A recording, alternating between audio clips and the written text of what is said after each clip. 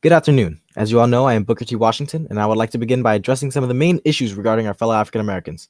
Poverty and unemployment are affecting millions of blacks in the United States. In fact, 4 out of 5 African Americans claim that they did not own the home they were housed in.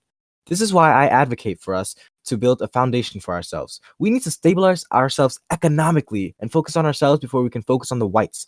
Du Bois, how are we supposed to fight for our civil rights when we can't even afford our own homes?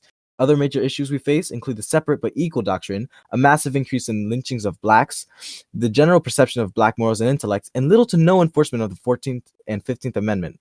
I created the Tuskegee Institute in order to address these problems. By giving African Americans the opportunity to learn, they will not only be able to master the crafts that are essential for the oncoming Gilded Age, but they will also be able to expand their pool of knowledge up to par with the whites. This will allow us to create an economic foundation for ourselves, while at the same time, we will show them that we are not savage baboons, but we are fully capable of doing everything they can do and more. However, nothing can happen in the blink of an eye. Take into consideration how it took hundreds of years for us to be freed from the chains of slavery. This is why I ask for us to have resilience through this time of hardship.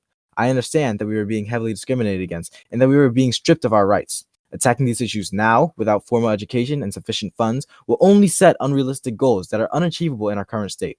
Now, I would like to address my other candidates. During the debate, Garvey said, and I quote, "African Americans have been enduring white supremacy for hundreds of years, yet whites still think nothing of us. How do you think enduring more will do anything for us?" End quote.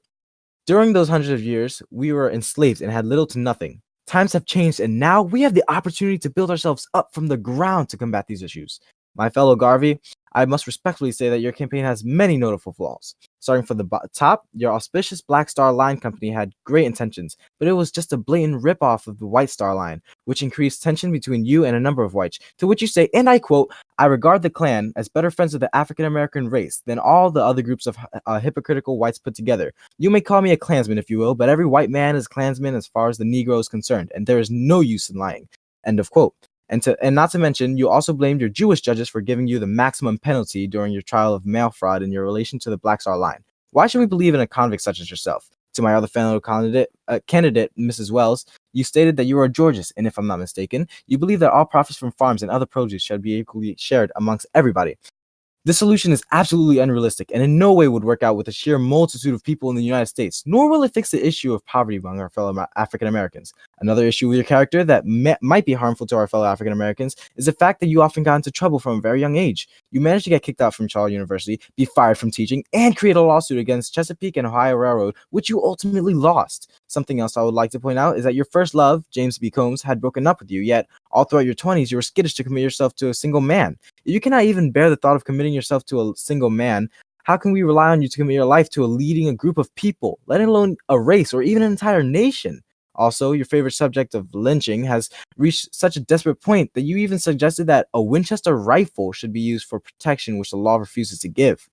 And to my fellow candidate Du Bois, as I previously said in one of my pieces of writing named My Views on Segregation Laws, personally, I have little faith in the doctrine that it's necessary to segregate the whites from the blacks to prevent race mixture. I am for the integration of blacks and whites, but before we can do so, we must develop a foundation so we are not constantly beaten down by white oppression. I do not believe that we should accept segregation, only that we endure it for the time being until we reach a better position where we are capable to properly act against it. And once again, your campaign also has a number of fatal flaws. Beginning with your values, you are quite radical and believe in elitism.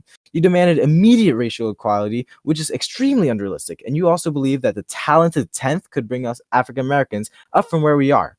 You also led a number of protests, which ended up turning violent and produced nothing positive. You also got into trouble with your very own NAACP, as you didn't even bother to check with your fellow whites when writing The Crimson, the NAACP's magazine. You even left poor Mrs. Wells off the founders list of the NAACP. And not to mention, you also stated Marcus Garvey is, without doubt, the most dangerous enemy of the Negro race in America and in the world. He is either a lunatic or a traitor. End of quote. Clearly, you can't control your temper very well, and you act very childish when it comes to disputes.